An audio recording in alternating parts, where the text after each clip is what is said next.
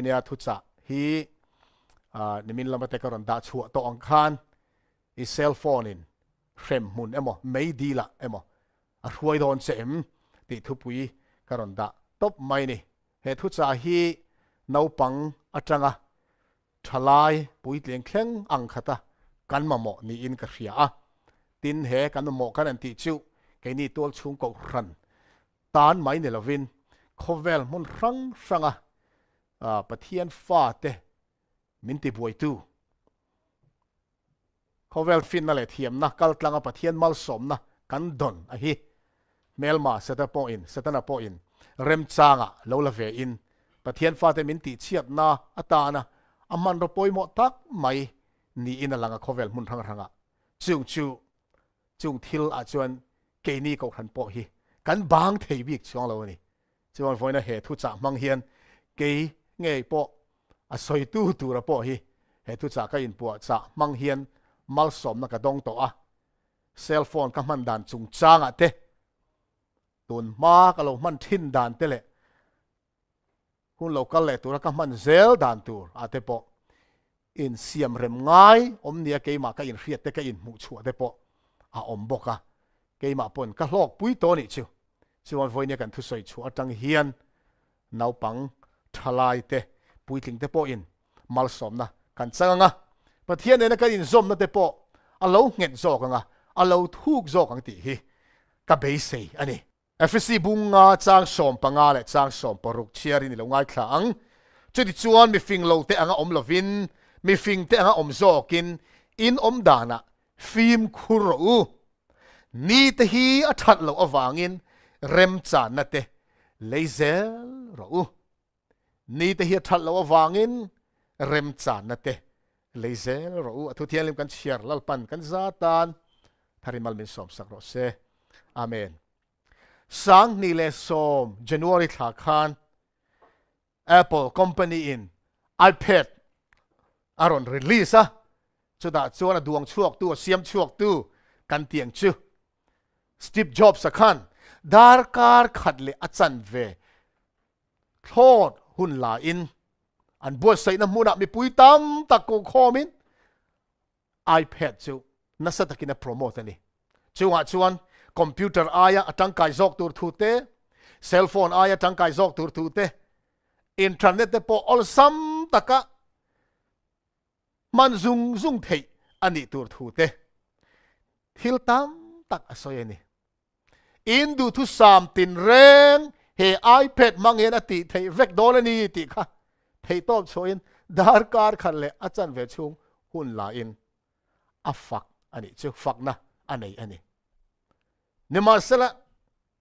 thil fellow pakhat oma chu nge kan ti chuan chu ti taka khovel mi puiten an thil siam chua thar iPad leitura afak le asoi moi lai chuan afa ten an man ero chu aphal hau lo nia male New York Times journalist Nick Bilton apo in ama ina kalin interview of aneya chumi kumvek chuan we limit how much technology our kids use in the home anin chunga afa te ho technology an man dan tur chung cha limit fel takin alo siam vek maya Bilton a chuan anin chung kom chung zong an fa ten electronic device no pang lamin an khoi reng lo ani atiani a fair lo intivem mi ten leitura afak lai chun ke po hey iPad ka manga voina po atang kai hle mai rong bol nan mi ten fak leitura afak fak lai chun afa te mana oilo ama mai ni lovin hetiang ang chi thil siam chuak tu milar tak mai even Williams ate blogger Twitter le medium siam chuak tu pa point afa te electronic device lam ina no panglam chu man lo oi reng lo wa ti chuanin lekhabu thanem tak alei saka chung chu a chiar tir zok thina Microsoft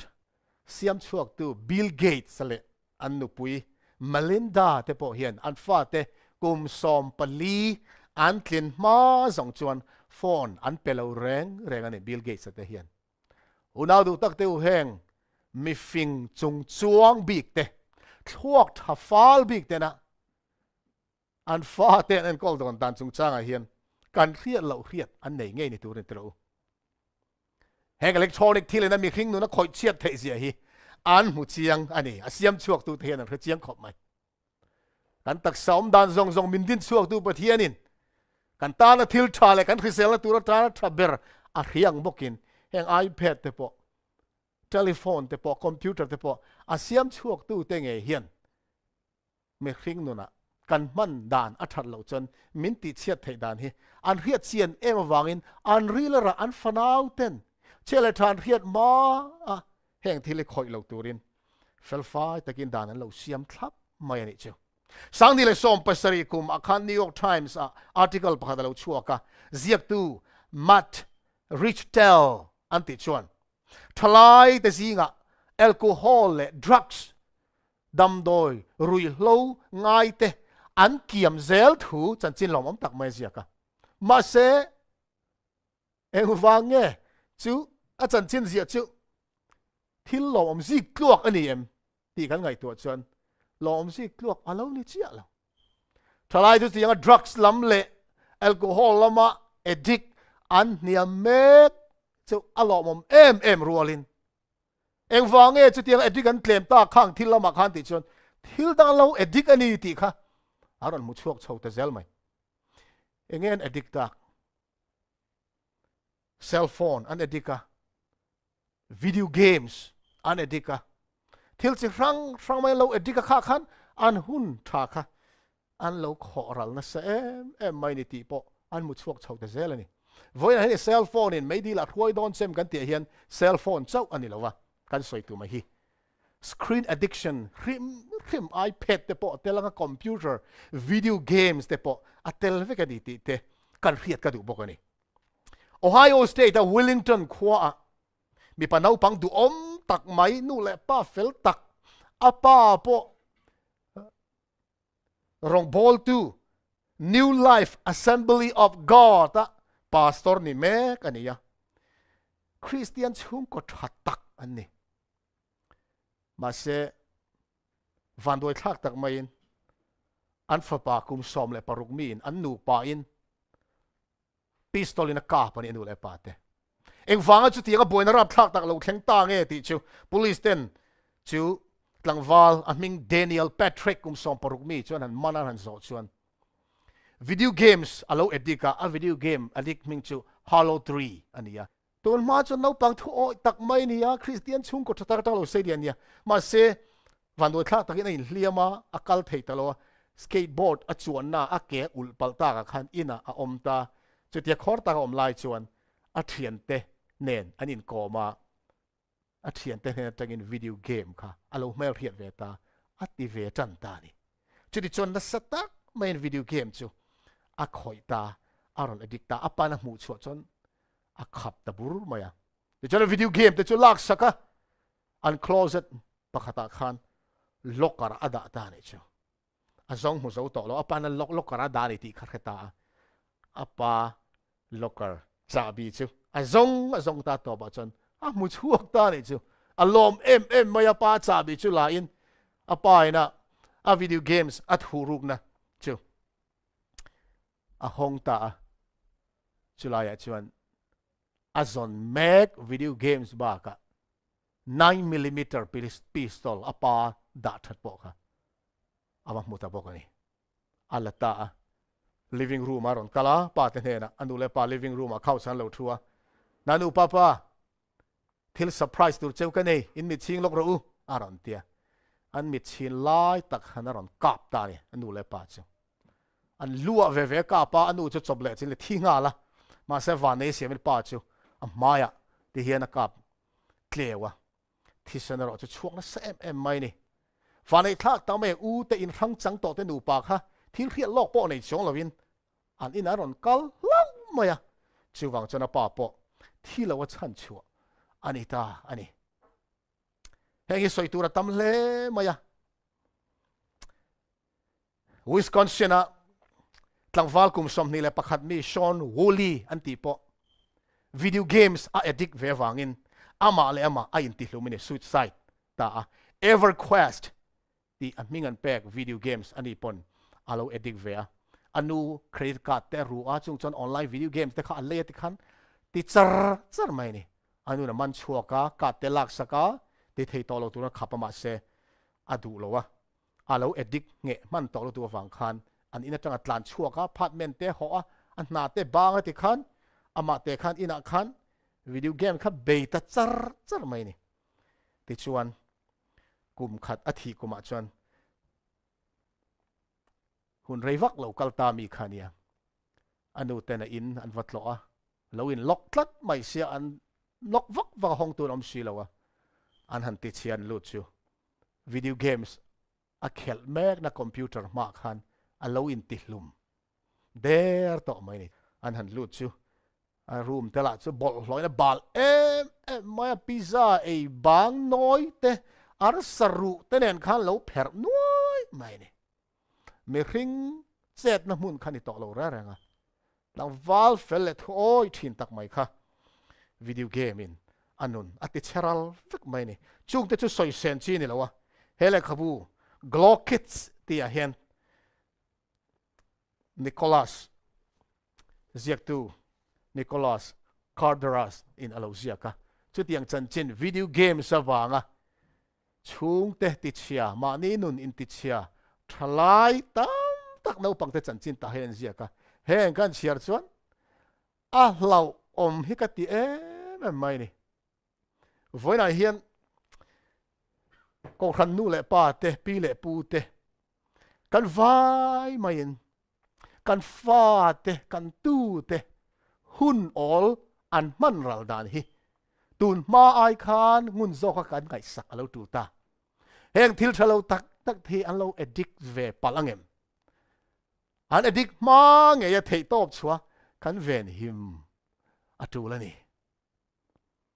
kan ko than future tur te ka thir thina ka ngai tu thina tu na ya po hei tong chung chang te po ka soi mol mola mi then kha chuan nin om te point lo ti mai theya khang ko khan in ngai thiam te po ka deal mol chewa ma second future tur kan thalai ron ni chozel tur te an live an hun man chho dan tur ko khana ron involve thei dan tur te hi ka ngai tu hian room chang ka nei tamani apoi mo ber chu an tharau nun hi kan ngai sak avan tul iswa an nei to em kan fa te lali so Krista an ria em an un online ti nuam an ti ber enge ti te tu na hian kan ngai sak avan tul to em trau cell phone chung chang te po soi tur tama hei thian zo ko ram nem ba te ka in kom ho na te ka soi thina thei sel chu cell phone smartphone mang lowin flip thei te America kan thel ma ka cell phone man hetian flip han koi thla le koi hon le thei mai phone lan le phone call nan le text nan chau man thei kha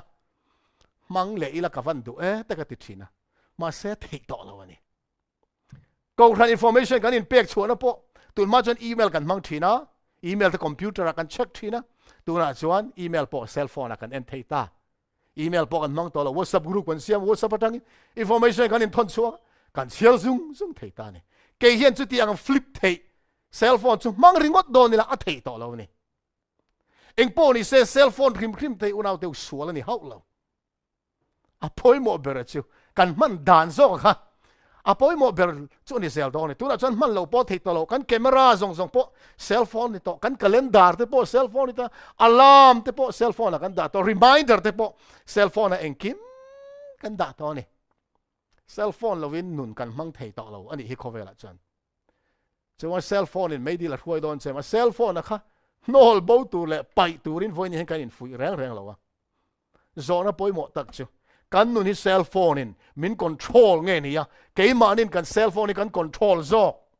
kan ipad te po computer te po ni se chu voin kan zo na tur poi mo tak chu ni ta zirmi den zir dan chon America rama hian za som kwale panga in cell phone an neya chung zinga za som chung cell phone nei zong te chu an cell phone te smartphone ni vek lawa smartphone mang tu ero chu za som sri le panga ni anti ti chon cell phone mang tu te na kum khat chunga phone kan pick up tam lam hi zirmi ten mi asang tel sing tel en dik na an mu chua chu ipa kan da emaw do kana kan da emaw kan cell phone da eng mo ti tur en mai tur mo text tur mo call tur mo phone kan pick up zar kha kum khata voice sing riat le sang kha le zanga ni ante cho rualin chu chu dar kar khata hian voice som panga cell phone kan khoi ti angani chu once every 4.3 minutes minute li le point pathuma voi khat tum khat zel cell phone hi khoi tluk kan lo ni chu cell phone hi kan khoi na se em mai ni tu na phei chuan biak in chunga po phone khoi lo om thei lo te mun rang ra mu tu ran om to a pandemic lo thlen ma khan ke ni po kan ko khana kan buai pui pakhat chu biak in chunga pathian chi bai kan buk la ya cell phone kan khoi thing kha kan buai pui pakhat ani ring tu hian chak lo na te til lo te chi rang kan nei theu ani mà sẽ unau tu cái chú các vị em mấy chú bắt thiên biết lại phone cái khởi thủy nè khá bắt thiên giả lộ na bắt thiên biết này in cung cái miệng lộ là sắc nan thế mồ anh mo Bible share na kan mang cho thu khăn mà sẽ bắt thiên chỉ bài book này in cung cái miệng lộ Facebook lộ khởi thế YouTube lắm lộ en thế hèn hi mo thế serious lộ to cái này bắt thiên giả lộ na rap thak ta cái này à chứ vang biết in khang thế khá cái này một dạo thiền tại cái gì câu thần in tìm mol phô na bộ ngay rồi là reality check cái này cái dẹp na tour po omen cả khalo tu na cái real ruột thil liền tắc mày chứ biết in cái lù lệ thấy huna chuan biết in chung á cell phone khoi rẻ rèn te po na khoi turin cái in request to ông tỷ hi cái real ruột hiện omani cái vai cái thật là na tourถ้าเรามาสมนั้นจะจอกกันจันเทนตัวทิ้งลุงจงเลยตีตักจะได้ปะเทียนเบียกินช่วงอ่ะพอกันเบลล์นี่ช่วยเองทิ้งถ้าเราทิ้งเลยมันจะกันทิ้งลุงอ่ะทุกสวยเทียงตัวเฮ้ยสวยตัวตั้มตะเขาเนี่ยเอาตัว12 ways your phone is changing you ตีเลยขับบุษยกตัวโทนี่เรนคีจวนเทียงให้สวยกันน่าอาจารย์กันอินเทียร์ฟิล์มเทนั้นทิ้งกันเลยลิงก์โดนเลยมินยัง digital destruction แห่ง digital ทิ้งเลยแรงโฟนอังจีอินามินตีบวยนี่แห่งกันมันฮีกันน่าอาจารย์กันโซลหาดำเทนันเองมั้งกันอินลากขันเทนันกันมังตั้งปุยนี่ที่อเมริกาเราเห็น college student จ้าสมนี่ที่เฮียน college อันสิรไลคลาสช่วงชุดแมกไลน์อันสิรไลเนี่ยอินกุ้งไก่เมียเราที่ลันเซลโฟนอ่ะอินเทอร์เน็ตที่อันคอยทีนอันเดียนี่ป่านนี้นะ we use digital destruction to keep people away ประเทศเฮียนมีเตประเทศมีขิงมินเสียมด่านฮีอินคอมลิมตูร์อินพอลลิมตูร์มินเสียมาเสแห่งเซลโฟนเตเฮียนอุณาวเตอูกันบุลนายมีเตเนนเฮียนมินติดนายแล้วมินติดละโตละนี่ชุ่งกัวกันถุดโฮไลเตกูรันเตกันอินคอมโฮไลเตเฮียนอินขณะกันถุดโฮไลเตเฮียนตูมาอินเบมีอะไรวะมานี่เซลโฟนเท่ากันจุกเมลจางฮีอาตัมโตนี่เตอุณาวเตอูแห่งฮีทิลดีกันนี่เราFacebook อ่ะแต่กันเทียน Facebook account กี่พวกกันในเวทเขามาเสกมันด่านตัวละเองที่ก็มันนั่งตีข้าพอยหมดไลฟ์เบอร์นี่ตาซิร์มีแต่นั้นหูชัวเจอเฮนี่โซเชียลมีเดียมังตามอัพยังอันลิมโลตอลอันติดละอีปมเมียงแห่งเฮจะไว้การข้อหาไลฟ์แต่การลุงไงไลฟ์แต่การทับผ่านไลฟ์แต่การมังอ่านไลฟ์แต่เฮียนการคอร์นั่นเตมินเนมตูรินโฟนอีมังระวังข้าขันเรย์เราเตชุงกันดุมินเปหมกันตีไลน์นั่นเซโซก็ข้อหานะนั่นเซโซก็ริรุหานั่นละมังอันนะมีอยากรวยหลุดโซกันนี่เจ้าวังชวนินการคอร์ไลน์เลยการมังอันไลน์การลุงไงไลน์เตียนมินเนมตัวตานเฮ้ยอภัยหมดแบบสามเสียงตัวลัลป้านังเจ้าหินี่มานี่เจ้าปอหิมตะกมินอมตีร์เทตัวติค่ะเฮตียเห็นสิบอกว่าโทนี่เรนกิชัน we use digital distraction to keep thoughts of eternity away จะตัวทิลเตไงตัวเทเลวตูรินแห่ง digital distraction เทียนมินเสียมันนี่อันเราเทียนนี่ชิววันป่วยหมอเอ็มเตอร์จะตัวทิลปอไงตัวมันเราเองแห่งกัน device เทียน kan hun tha min ei zo sak me kani unau te u Dr. David Greenfield antia founder of the Center for Internet and Technology Addiction and psychiatry professor at the University of Connecticut School of Medicine. Connecticut School of Medicine a professor ni mek Dr. Greenfield chuan cell phone I addict lo en fiana point aron siama karon share don mun takin lo ngai thlang u in ru khan in ku jung tang lo thiak ngak ula he karon share chu tur zinga hian pakhat atanga pani a hian itelani chuan okay normally lani hi ila addict ri lo pathum atanga palia itel to ni chuan your behavior is leaning toward problematic or compulsive use boina in my tanta I addicted to ani ti nani ti pathum le pali ni chuan panga tanga a aya tama hian ilo tel to ni chuan I addict ti thei ani to panga ai atam chuan ate pariat aya tam to chuan real doctor psychiatrist I pan to don nia behavioral addiction for consultation Dr. Ron atul to ati chung singa chuan hetiang hian ani pakhat na chuan I hiat lo kar khan cell phone man nan hun tam tak I lo seng reng thinem apan hi na chuan I hiat lo kar khan kamang ti po in hiat hau lo khan I hun all dewa khan pianga khan cell phone khai lo hum rengin I lo en le ngar thinem ati pathum na chuan I cell phone I man dan kha I track thei lo hial thinem palina chuan mi te na phone call in biak nan mai chana in biak nan ain call biak nan ain texting te tweeting te email man nan te hun tam zok phone a I lo mang thinem paruk na chuan tun ai hian ka cell phone ni mang claim thei deuh ila o I in tiam pasari na chuan cell phone I mut pui thinem I lukham no e te da thinem emo I bul maya cell phone I da thinem pariat na chuan a chu na zanin text chan let nante tweet chan let nante email reply nante I hun tam takha chu na zanin I lo mang thine chu chuan I na po ati buai cheni ina tho thina po ati buai cheni ti khereng chung khan chu de chu hun I lo mang thine pakwana chuanin motori khal lai te le thil dang engamo iti mol lai I text thinem phone I khoi thinem I drive lai te in Facebook te khoi thinem email I khoyem I text em I tweet them Snapchat te ATM ate so na chuan cell phone I khoy wangin I na kha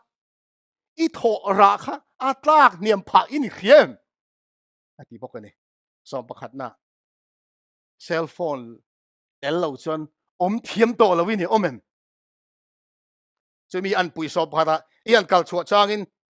motor ni tlan to phone I thengil ta ti ngai na lo ti in kir le in phone I vala wang thinem phone la turin I tlan chuak to zet in kir le so I chang te in I pui te nen I chung te nen I thian te nen in biak na hun lo khopin I choi na do ka na I theng te nen ang khatin I phone I da thinem I cell phone alo ring in alo bip sin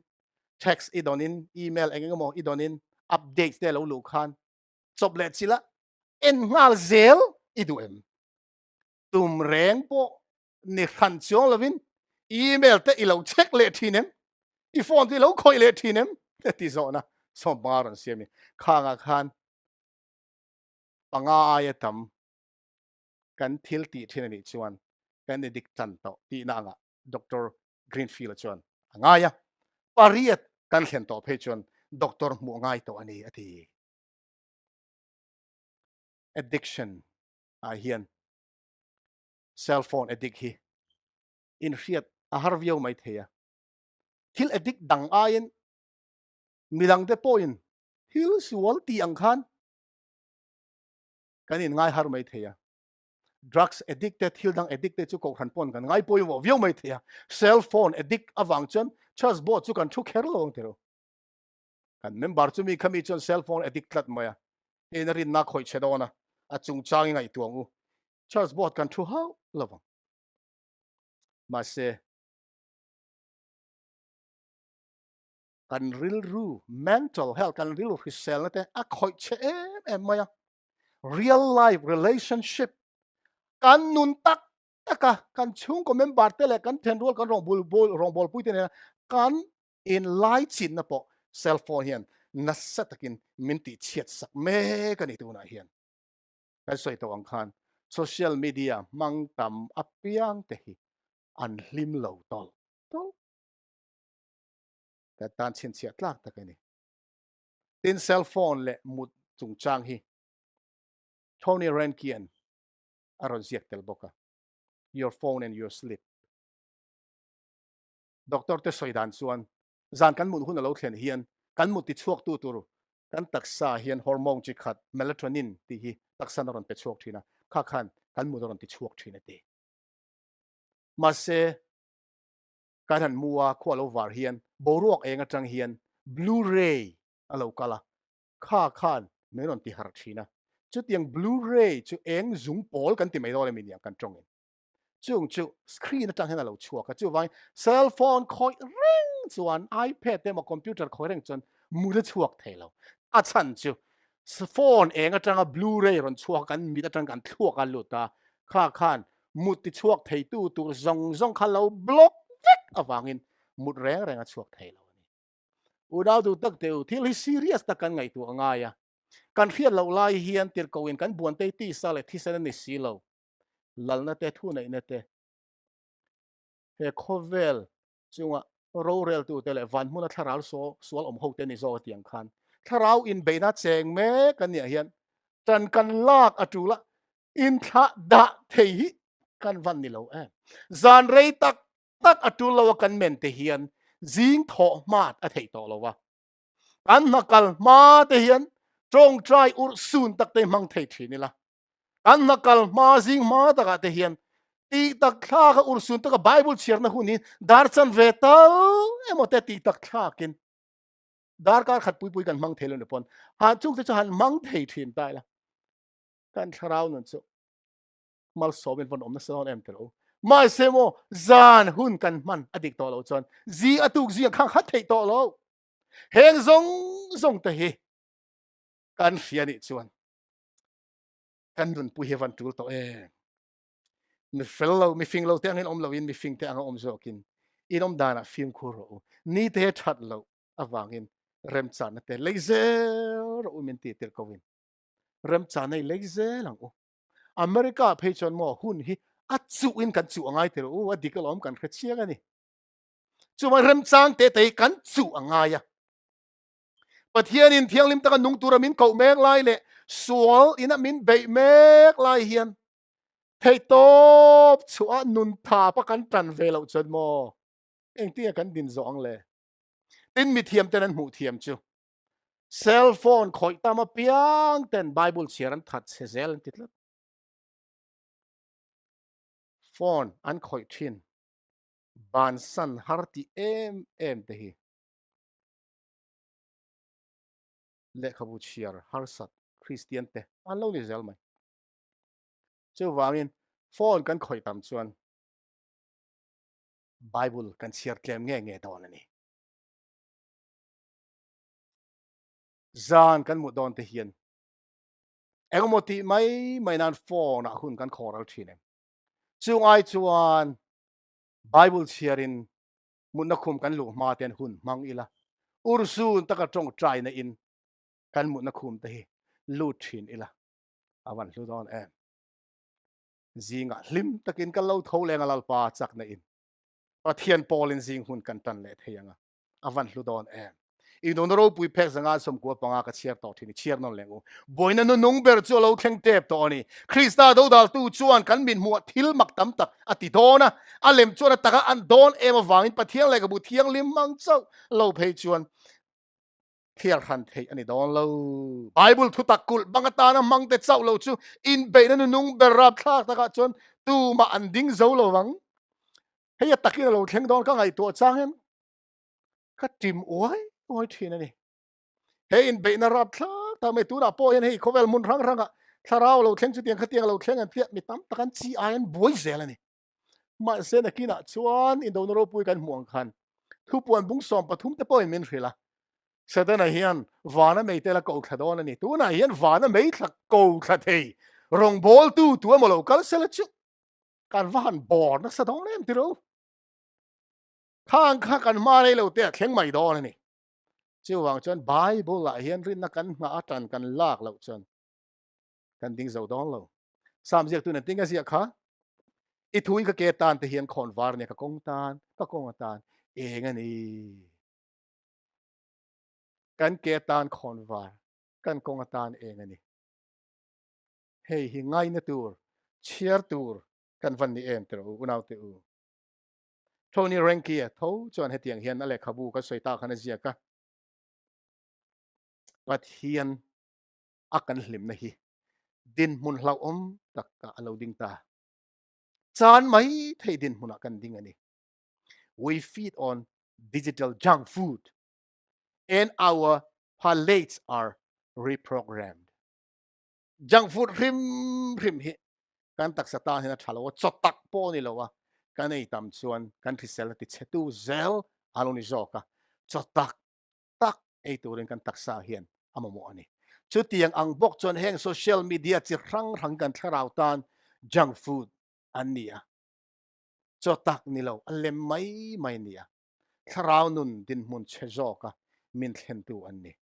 tui kan khiat na ti chetu ani boka heng junk food ti pona bazaran zorong ti junk food ei tam hian kan tak satana chot thazok te ei chang lo na min siam an ti tlat tui kan ti na tui kan khiat na kan tak sa sense po hi a khoi dang lam vek thein junk food hian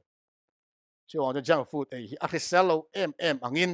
heng social media chi rang in man tam te hi tharau cho ril cham lo na min thlen tu bible chiar that chiat na min thlen tu tong trai that chiat na min thlen tu ani WhatsApp group a po hian ko hren kan siam WhatsApp group le ka nau pan laia ka thian hlui te nan ron siam group a min eta Europe rama te Asia a aizol lama thian hlui te min ron chu chu pol lama chan group khat chia ka nei ni WhatsApp group te poi chi rang tama el tam chuan message kan dong tamanga thil tu lo kan chiaranga kan hun tha tam tak chung chan min ei sak zel do ani soi tu ra tam em maya ti chuan cell phone kanan soi ta ka chuan addiction addict phone ne in kai noi tu na mi tam tak thalai ten an addict chu internet pornography hini ti in Tony Rankian Aziaka smartphone make free pornography easier than the weather forecast in boruak in tingelo omle don ti forecast in cell phone na tang hian heng video bol lo en zoom mai hi a all some zo na yani tia free porn accessed on a smartphone represents a spiritual epidemic of unprecedented gravity in the history of the church free adu to cell phone pornography en zoom thelo ta hi ko khan chan chin kal ko khan chan chin a hian tharau lama khi hlau om tak leng dar me ani ti in Tony Rankin chon lo sia ka website chi rang a hian za som pani chu porn website ania chuan kum som pariat atanga kum som li le pako in kar mang tu te hi za som riat ai mai nan tam zo ka ti download internet tanga thil download zong anan thliar ta porn movie download hi download zonga 35% alo tlingani anti chu mi pa te chau na lo mei chia te po an bang big lo wa porn addiction zinga hian mei chia hi mun thuma then mun khat mei chia te an lo ni nu la te le nu te nau pang te po an bang chuang lo download tamber ni chu Sunday ani anti le zel America rama hian weekend chol an chol lak ni ne wangin in ani bi kum khata eng ni ange porn movie download tamber tian zir chan Thanksgiving ni download an tamber anti le zel tir ko pol te hun lai po khan temple no chi zuar chan chin te tir ko pol pon lo ziak to ma se tu lai danglam na chuati jo rig ni chuan i pa kan pai to alom no chi zuar ne na vakal po ngai to lo kan kal na pia kan pai kan ak mai the to kan cell phone athen hei hi alo em na chuni ti dora kalin eng le khabu thiang lim lo pui te mi me veng chunga aru ka lei zuk po ngai to lo wa kan ipa kan ak theu to mai to na hian eng te hi alo em mai lalison ma thai bunga chang som ni pasari som thuma khani uire tur ni lo anti tin khreto ero chuan tu po ngai cha ka mei chemela piang chu thin lunga uire to reng ani ti ka khil a cheu imit ding lamina ti tluk chu chuan kher chuak la pai dai ro i tak sa puma ghena pai ai chani tak sa pe pakhat boral chu itan a thazo kani tini kut ding lamina ti tluk chu chuan tan la pai dai ro i tak sa pum ghena kal ai chuan i tak sa peng pakhat boral chu itan a thazo kani heng zong atang hian kanin thiar fili manga ya edik a hlau em maya he bible chang la liso krista tong kama ui re ati lai taka hi greek bible a chon porneo ania chu english tong of pornography ron chuan tong bul po ni ta ni thin lung ati bol lo a heng zong te hi ziek tu chuan cell phone awanga chung chu kan lo edik ani chuan cell phone awanga pat hian thu kan bo chia ani a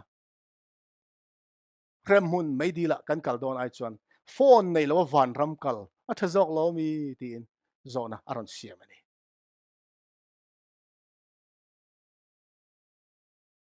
bible zia hun laia la ngai lo ko ran lo din chho laia la ngai lo so chi rang alo chok chho zelta zona thon khat bung ni chang som panga tang som pesaria khan khovele mangai su ula khovela thilom te po hi mangai hek su into point khovele mangai chuan pa mangai na ama omlo khovel thil omzong khovela thil omzong ti sa chak na te mit chak na te dam chung ro puina lem te hi pa chuak ani lo khovela chuak ani sok sia khovel hi achak na te chopina boral me kani pathian du zong ti tu ero chu kum khwa ina omre una tu khang zong kan soi zong khovel thil vek ania ala boral vek dona chung thil boral vek tur te ne na arwala boral nge kan thanang pathian du zong ti tu te ro chu cha tua ni na om reng ti ang khan kum khwa na om reng pathian chu kum khwa pathian ani angin adu zong ti tu te kan ni ve a ama ne na kum khwa chen kan thlang zok don lo mi Scott Ritsema anti leader of Belt of Truth Ministries he lar maya hetiang hian a soya chung kotin a hian TV nei lo kan om to lo tro tuna phei chon pa khat ai tam nei te po kan om to tun ma chuan kan man dan danga tuna chuan thil chitin chi sang movie that tak en tur te hi tam em to mai ni pathian ro puinan thil phat ka sei lu chu pian thana ka lo chan ve nu a hian sa khole ne in kung kai lo thil movie reng ngai ngam takaril ru pet tak hian movie pakhat mai ka en to mai lo en te chu ka chak la tu hok dak deuh mai ka ni lem chan chop ani ti Hremai la mu nom ti ber te siang ka tel ani ma se pathian khoi na zara khatianga movie te phu chop thil lem chan chop mai mai ani ti khreng chung sia dar cartel hun khora TV ma thut kha khati thei to lo ni ke ma chak na ni lo pathian min om pui na le min tan pui na zara ni America ra ma hian chorwalin ni khata hian mi pa ngai te na TV en zat hi ni khata dar karli ni ti kum khata chu chu ni somruk le pakhat TV thir tlukan lo ni ta thani aya tam thlot kum khata TV kan en ti na ni chu tin halaya zia pakhat phei chu Scott Retsima soyani chu now pang te hi children and toddlers are getting in the same amount of viewing time heng now sen pom lai te now pang te po hian TV te alo en na sa mai na screen hi computer a cell phone iPad a TV an thlir na salutuk to it is estimated that by the age of 6 the average child will have spent more time watching TV than he will spend speaking to his parents in his entire life hian min bara khai khop mai nau pang tam tak te kum ruk an lo tlina an TV and non screen cell phone tablet an en nan an hun man zong zong he kum ruk an lo tlina an en zong zong dar karan man ral za da kha an dam chu anu le pa te ne anin koma nu le pa te an biak na tur hun chu ain kum ruk an tlin khan an TV en hun khalo tam to zo ka te ne chu tia kan fa ten screen an en na sat chuan hil lo om tak ne to ni en lo pot hei lo ong te ro tu lai kan din mun a hian ma se kan limit sa ka ngai an en tur te po kan thlan sa ka ngai ni kan fa te hi Krista te khin thu te khan hun kan nei te pathian ta ni a azawai na ma ta vek ani a ropui na na mang thaturin mo phu na ursun tak min pe nge nge talen min pek te zinga hun kan man dan chung cha aya kher mai zual thil dang om lo ti thlot mai ni voin hen ngai thatu ko remember te le ule naw zong zong te in siam that kan tu na zon chewa in siam thang uti in kan somol mo du ni lali so Krista khan mit khap ka tin mai te angai lu e ma kan tan po chu tiang po ka lu chu ni ti lut na nei lo anga liam tir mai nan chon kan dam chung hu ni a toy lu de we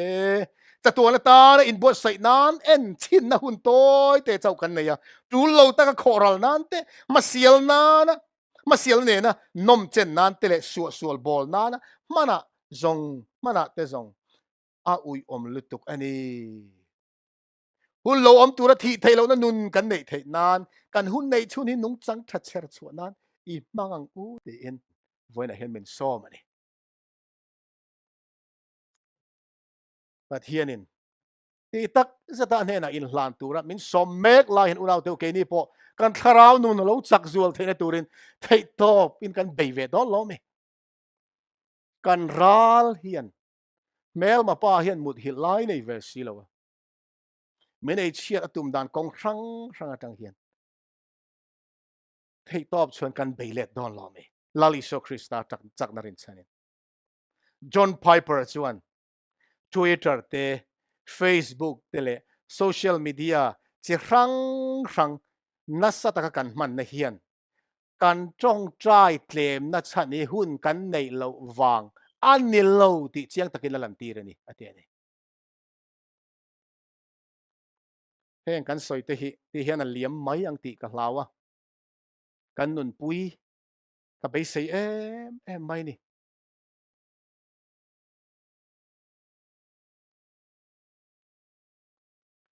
trong trai ti tak thla ka hun mang man lo ti tak thla ka pathian pol na hun nei lo hian cell phone khoi na ne ro chon hun kan nei em thin si hi sualani ti ipom ngamang umyang tu po thil tha ti tu ria ti si lo cho tan sualani thil thalo ka ti ni ka hun ka khoral mai ni ti kan riat theina ka tharau thial min riat ti ria chu tharau thilim som na omoi tak dim te min som na chu i lo chang zel ang tin kan som du a Tony Ranker azia kha mi ngai thiam Tony Ranky azia kha kan ko ran rong bol tu ziak tu thiam tak mai p melody mason in tlemin karon rem dang lame ti ale khabu ziak ka chiara chuan tiang hian thuron minon pe a chu chu kan chiar chong bible chang ten top kan khar don nia phone kan man claim thei non essential and time wasting application kan man tang kai lo tur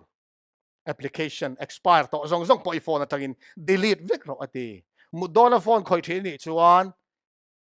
bedroom pola khan I phone handa ta che ati ti chuan mut nai lu ma khan read a book instead of browsing online I mut lu ma khan online te han browse lo khan online thil te khoi lovin le khabu chiar zok ro tin thumin ro na zi ga lo ni ni lo tho huna khan after you have had your time with God but here and huni man zo to nu khan prayerfully plan your agenda for the day before you look at the message on your phone or computer. I computer le send fault in ma khan I tak za tong trai na in I hun man tur zong zong ta kha thin lu ta ka tong trai nen pathian ne na lan thin ro ati hi apoi mo ka ti kha maya ke po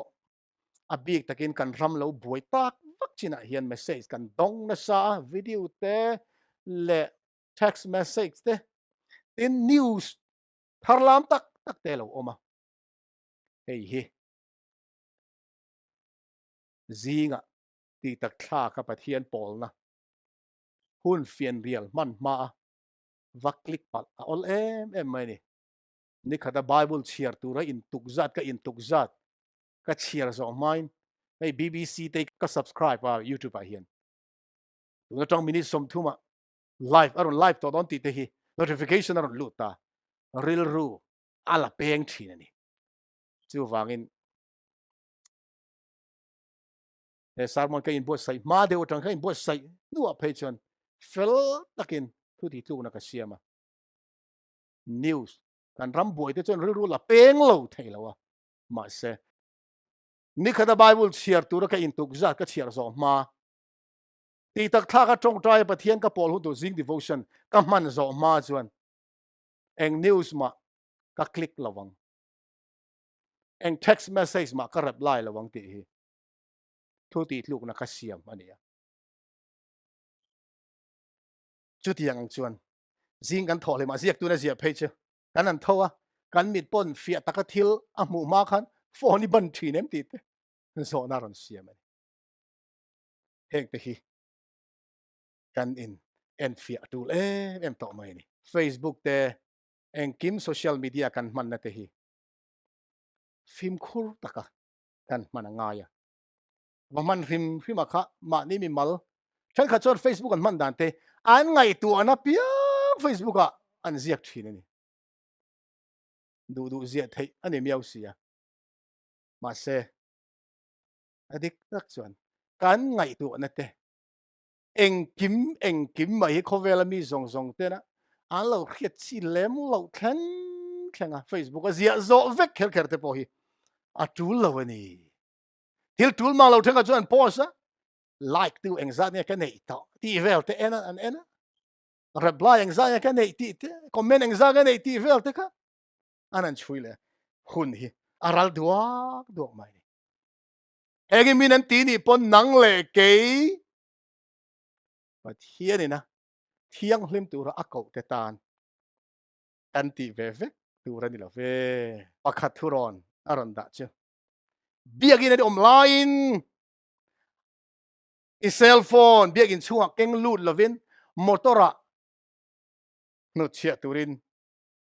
han ngai tu chin te ati ani lo vek le I cell phone biagin chunga off tai thin ta che a thangot mai te ro mi mal ming soi hi thil thaber ani thin lo pulpit a hian mi mal in sol mo nang te po anga tu na hian la ti zelem ka khilo kan soi mai anga ka du nau pu se na biagin chunga cell phone a ken lo ka khengai lo ni am motora phone da dai thina phone biagin chunga keng lut lo in biagin a lut thina en ton tlak ka ti kho mai kan keng lu tani vek point off mia zel avan them i melody mason chuan khovel ro rel tu le lal te ma idin lai le ibiak lain phone call i bengam lova text message po i khoi zut ngam lova Facebook le social media te khovel Lalropui ma i tingai lo ni lo mi e wange leile vana lal ber ma chung chu iti ang le ti in zo na aron siam na dik mani unaw te u khovel lal te ma kan ti ngam lo thil hi leile van lal ma kan ti thin te u Pastor Derek Morris khan we fast from the world so we can feast on Jesus khovel thil te kan chana nga ti chuan Krista nen ruai kan the thei don ni tharau ruai kan the thei don ni ati korin thon khat buruk cha so bani khan eng boyam ka in phallo ati tir ko pol chan avan en ton tlak tir ko pol hi eng mai min boy lo eng boyam ka in phallo Krista boy ti lo chati mo eng in nge min boy le kai ni hi FCC buruk cha mi ngai thiam ro rom buruk cha so pa ko khan in tak sapek de chu bol lo na hne na le bo chiat na turin bo chiat na hne na boya in pe phal ang khan pian thar ma thil khan tu na in tak sapek de chu thiang lim turin fel na hne na boya pe phal ro u ta ni avan moy he som na hi an to ber bible chang ta so hana bung riat chang som thum le palia tangin som thum parok thlen chiari la ini sual ne na ti tak me ka khila cheu tu bo thil ti sual piang sual boy ni boy chu kum khuain ina om reng lo fapa ero chu kum khuain om reng then chu ti chuan fapa in boy aban cheu chon in chuak tak mewang unau teu heng cell phone like screen chi rang addict he addict dang ang tho in ma ni chak na chua mai the ni lo ni heng hi all some te tha mai thei an ni rang lo ma se voina heng kan tan thamuan thak tak mai chu sual zong ne tu lali so Krista chandam tu kan nei ni chu kan chandam tu chuan tharau thilim kal tlagin min pol le min biak adu then ma se kan soi tak angin atan hun kan pe thei thin lawa cell phone mang te le thil dang chi rang mangin tharau thialimin kan hena thu soina tur hun kan lo block thin kan lo khar thin ani eng boyam apolan kain phallo atiang khan tuna zohana lali sona sai ama nge chudi chuan fapa in boy ban cheu chen in chuak tak mewang lali so Krista sual zong ne fai vek tu tlan tu kan neya an hena in hlanang u an hena itlulu tang u lali so Krista in boy min ban ani chuan kan chuak tak meu don ani chu ama zara avan ro puyam tro voine unau du tak te u khovel hun mora kan chenga kan tlan tu kan mu tre to van ram kan thlen lo turin mel main na sa zokin tan ala chove me boka chuwa chuan pathian ne kan lai chin na min ti che thei tu thil reng hun tha min khoral tir tu kan cell phone le thil che rang kan man da la hian in en fiat themo voila kan thu soi tang khan ke mania in siam that tur lai te om chuan lali so Krista hena tlutin ama ne hun tam zok mang thei turin in lan theu ti voina kan som do ni thu cha kan pon cho zong te a ro pui na le a far tan mal som na ni thei turin but hianin mal mi som sa ro se amen